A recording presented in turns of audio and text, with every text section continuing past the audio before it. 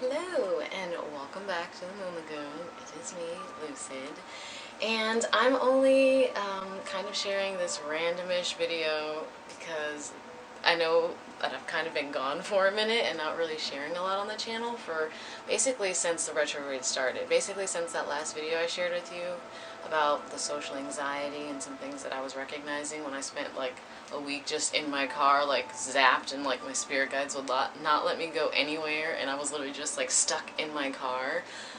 Since then, I have been at my friend's house. I'm starting to recognize that like this heat in Florida and the humidity, I really am gonna like need to get my air conditioning fixed and like really like get some stuff together to be able to like survive traveling through the rest of Florida now that most of the quarantine has been lifted. I do have a lot of videos that I've been sitting on, like places that I've already been and explored, and other videos of just me talking about stuff, and I just hadn't felt called to share them yet. I didn't really feel moved to share them yet. Something felt like it's not the time to share that yet. It's not the time to share that yet. And I was kind of getting antsy because like my spirit guides know that like if I'm not doing something, I feel like I'm like useless. Like I have to be doing something in order to feel like I'm being productive. So I'm making all these videos and not sharing any of them. I'm like, what am I doing? What am I doing? But it was mostly because they were really trying to get me to like think about what it was that I was doing, if it was something I really wanted to do, if it was something I wanted to continue to do, if I was doing it in my fullest authentic self. And a lot of this retrograde for me has been like sitting me down and like really going over a lot of like my identity, a lot of childhood stuff, and that was kind of the main gist that I wanted this video to be about, just because it's been like the main thing that I've been rifling through and going over on top of Venus in retrograde. And it's essentially just been trying to recognize the fact that like the things that truly bring us joy, the things that would truly make us happy, that we truly want to like engage in, are usually things that we have already encountered before in our childhood, and there's also things that keep us from getting there that are also in childhood. So to kind of make this video, like, it's kind of like a halfway, hey, this is why I've kind of been quiet. I'm just going to kind of explain to you some of the stuff that I've been working through in hopes that it'll help you work through some stuff too. So I'm not just going to say, hey, try this and this and that. I'm literally going to just tell you things that I found out about myself. And then hopefully you guys can have your own personal way of figuring out what works best for you and going through childhood stuff, because I do think that's coming up a lot for the collective. And obviously, with all the stuff going on, I don't spend my energy paying attention to negative energy. I try not to feed that, and I try to feed into what's going to be positive or bring out about more positive change for everyone. So, when I was sitting in my car for that week, and I have a lot written down as well, which I might go in depth with what I've written down too, and it's always good to write down what it is that you're downloading from your spirit guides or epiphanies or things you find out, because you write that stuff down, it's already putting it more into this reality. And there are times where I've thought about stuff and then I was like, oh yeah, I'll remember that, and I totally don't. So I was sitting in the car and I had noticed that I was still like, as long as I've been on this journey, as long as I've been on my channel and sharing stuff on my channel, a large portion of it has been about me trying to assert who I am, what I believe in, what I love, the things that make me me, and not being afraid to show that to other people and feeling like I'll be supported in being who I am. And I noticed there's still areas where I'm not that strong in doing that. So I really wanted to sit with myself and take some time to reflect on like what was blocking me, what was stopping me, what things I needed to work through. And so I was engaging with someone and we were having conversations where I felt like they were putting on a mask, or I felt like they were not really showing me everything. But in reality, because I wasn't showing everything, in turn their only response can be to not show me everything, because they're only going to give me what I give them. And so I didn't recognize that I was still being very withholding until I spent that time like I was with people, and then I went back and was in my car by myself, and I realized the difference, and I was like, oh, wait a minute, what was I doing? Like, I didn't realize that I was like not completely being just me. So I sat with that, and then I went back into childhood, and this is kind of where the advice part comes in, so just like kind of follow me here. Let me check my time. Okay, so 5 minutes. Okay, so I sat in my car and I was like, okay, we're gonna figure this out. So I went into my like meditative state, and I usually just like, you don't have to sit like this, you can sit however just makes you relaxed but still alert enough to not fall asleep. And so I was sitting there and I closed my eyes, and when I'm going back to my like childhood to figure out like patterns and habits, the thing that sparked all of this for me was trying to figure out where I felt most like myself, because I realized when I was hanging out with other people, there's a version of me that exists inside of a bedroom, and that is like the truest version of me, because that's when usually I'm alone by myself, and that was something I also did as a kid because I was an only child till like 13. So I know that the truest version of me is when I'm alone in a bedroom, but when I walk out of a bedroom, there's another version of me that kind of becomes a new version of myself, and I have other things that like walls or like other types of additions to myself that I put on, that I don't want people to see what's behind that. It's very personal to me, and I don't necessarily know if I can trust everyone with exactly who I am. So I was realizing that I'm not always just me everywhere I go. I only feel like I'm just me, like everything that I am, in a bedroom, or just in a very enclosed tiny space where it's just me. And I was like, why is that happening? So I went back into my childhood, I went back into my mind, and I went like, I'm not imagining like, oh yeah, when I was in kindergarten. I'm literally like putting myself into like my kindergarten body and pretending that I'm in my bedroom from when I was like 5. And I'm going through my bedroom and I'm looking at the things that I was doing, things that really perked up my attention and memory, because there are certain memories you have as a child that are a lot more clear, a lot more vibrant.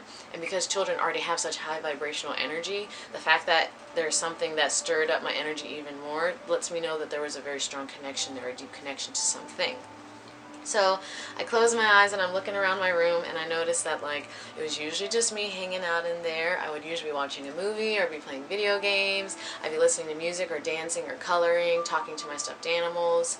I was usually engaging with things or creating things, and movies always really caught my attention. Food usually caught my attention. And so I was like figuring out stuff in my bedroom. I think I'm going to start the next video. Give me a second. Okay. I was figuring things out in my bedroom, and I was like, okay, so I'm starting to figure out like, and when I did this, I tried to just stay from age kindergarten to like half of fourth grade, because I believe after that bracket, you start really becoming easily affected by your peers and other people around you, and you start shifting and changing who you are, like your core essence, your core energy, like your pure vibration. And so I just went from kindergarten to fourth grade to really look for things that really made me passionate, really made me happy, really made me feel like I was completely just myself and really just expressing myself, like, but like unabashedly, just like no holds barred, anything like that. And so I'm going back and I'm looking through these age groups, and I'm looking to where I was most myself. For you, that might not be in your bedroom. You might have felt most like yourself when you were on a stage or when you were like talking to other people. But for me, it was when I was alone in my room by myself. So that's where I'm doing this work. You might not do it in your bedroom. So I'm in my bedroom, looking at all these things I'm doing, all the things I'm interested in, and then I kind of took it outside of the bedroom. I'm just starting the next one.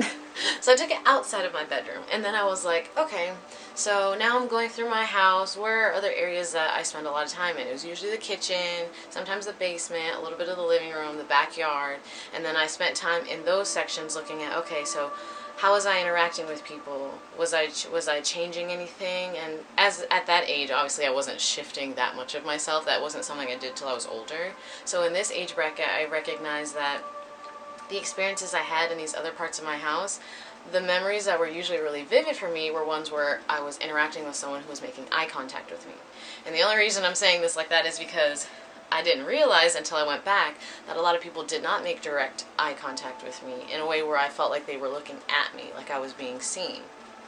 So this very vivid memory of one of my mom's partners, and he would sit in front of me. I remember I was eating cereal, and he like looked at me and talked to me and had conversations with me and asked me questions like I was an actual individual, not like, oh, it's just some kid, they don't know about this, they don't know about that. He would actually ask my opinion on stuff, and it required me to really think about things. I really liked that, and that probably has in part to do with some of my placements, which I always feel like I have to disclose my placements for some reason. But I'm the 8th house stellium, And so a lot of like my moon is in my 8th house, my Mars, my Jupiter. So a lot of me is kind of hidden, or like those deeper parts. And the fact that he was able to bring that out, I was like, huh. But then I looked up his birthday, and he's a Virgo sun, and I have Virgo in my 8th house. So his sun illuminates what I hide in the 8th house. So he was able to see what I hide. But he didn't like judge me for it. He really supported me, and he really just like encouraged me to like express myself. So I really remember vividly connecting with his eyes in my memory. And I was like, oh. So then I thought about other people who I connected with through eye contact, and I realized it wasn't as many people as I thought. So then I was like, okay, so eye contact is a really big thing for me, but it was something that I started to stop doing because people kept thinking it was weird. Like, I want to say after 4th grade, I would be like looking for that kind of like, hey, are you looking at me? Are we interacting? Like, this is me and that's you, but that wasn't happening. And people were like, why do you stare so much? Why are you looking at my eyes? And I was like, I thought you were supposed to look at people's eyes when you talk to them. Like, but people don't like that. They kind of like, you kind of like need to like look away and like look at other stuff to not make people uncomfortable. And I'm also an INFJ, and I think INFJs are known for the INFJ stare. So on top of the 8th house stellium and being Scorpio dominant and Pluto dominant and an INFJ, I'm just like really staring at people. And I don't know if it's an ability I shut off, but sometimes I was able to get information just from like looking in someone's eyes and like understand a lot about them that I didn't understand how I was figuring it out. So I kind of stopped looking at people's eyes because people didn't like it. But then that was taking me away from a true connection with other people, and then I'm not showing who I am because they don't want to show who they are, and people are uncomfortable with that. Maybe they don't know who they are yet. Maybe I'm losing who I am, etc. and so on.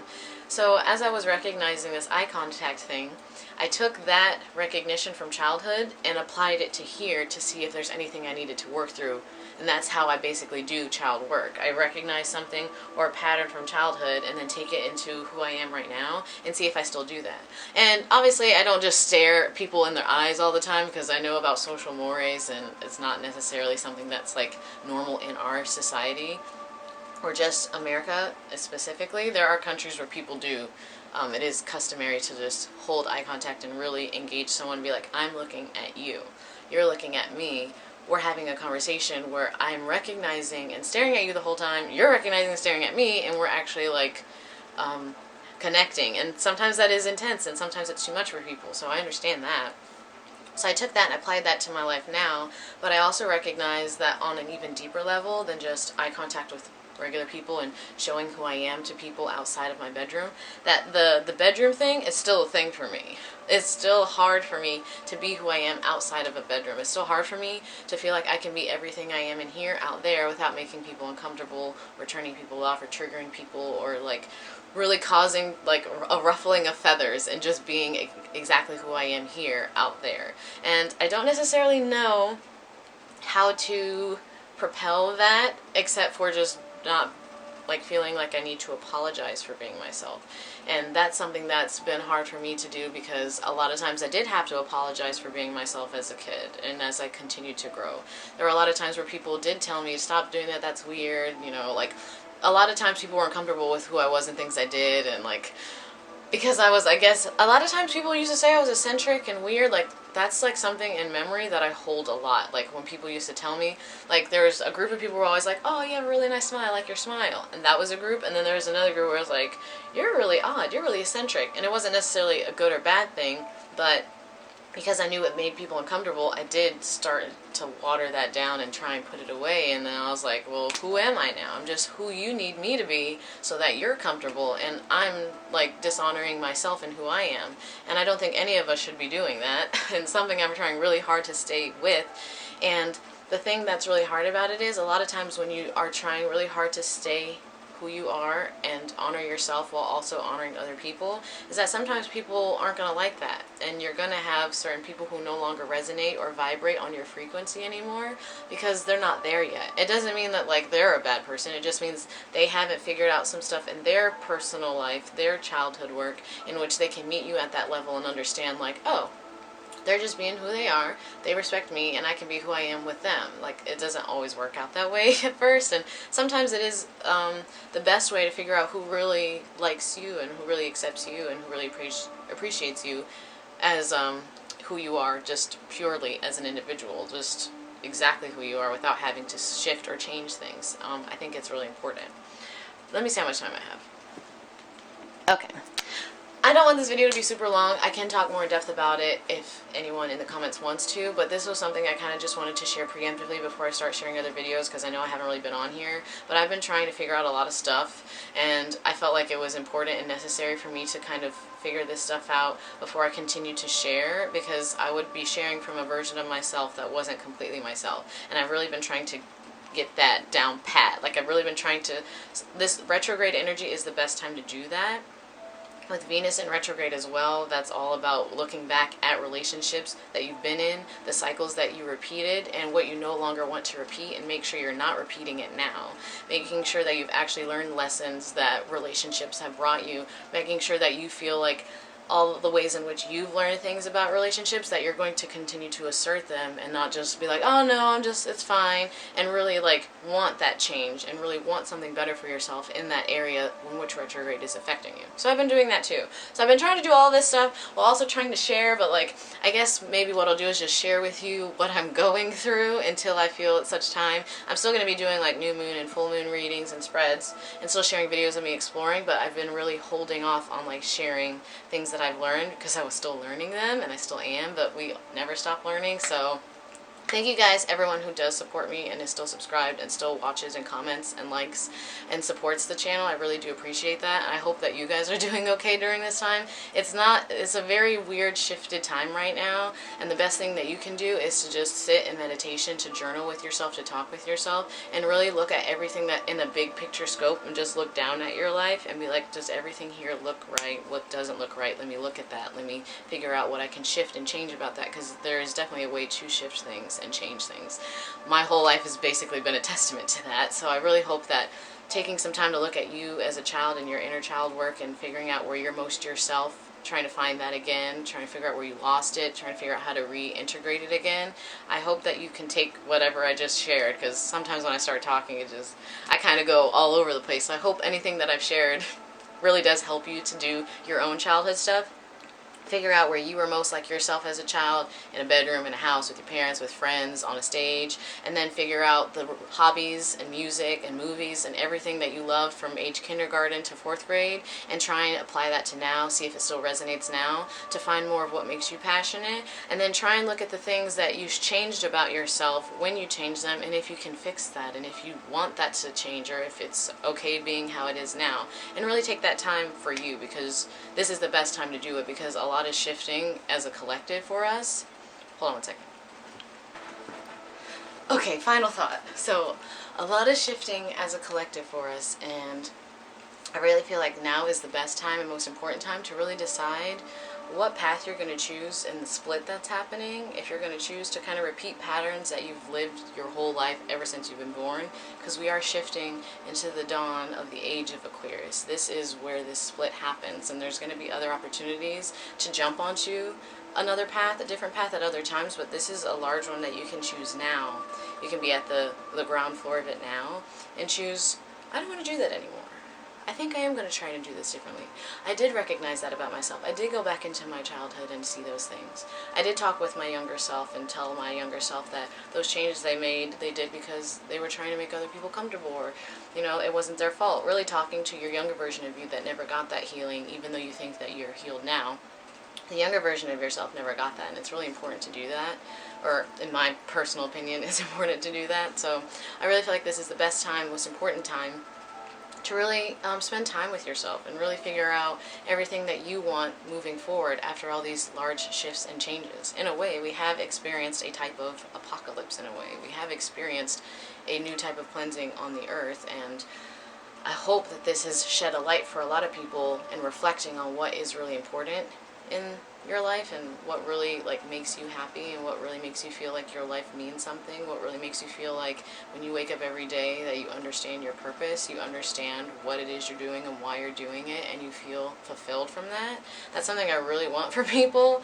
So I really hope that this video helped. Like I said, thank you If you are still supporting me, I really appreciate the support. Thank you for all the likes and subscribes and comments when you do share that with me. It really does mean a lot, and sometimes I do spend a lot of time energetically trying to make sure I give as much good advice as I can when someone does really leave a comment where I can tell that they really do want to engage with me. So thank you so much if you do decide to share that much of your energy with me. I do appreciate that.